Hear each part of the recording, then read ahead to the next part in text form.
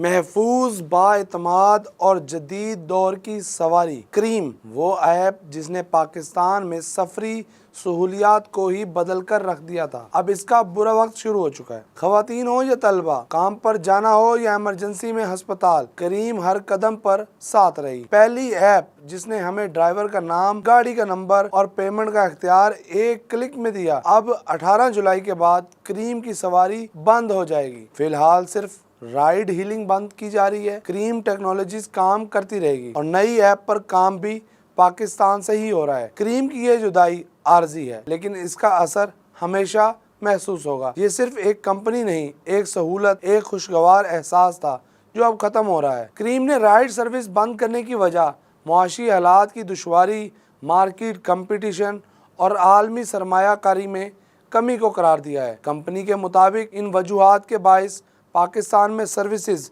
जारी रखना मुश्किल हो गया है। अगर आपने भी क्रीम के साथ सफ़र किया है तो कमेंट करें और शेयर करें।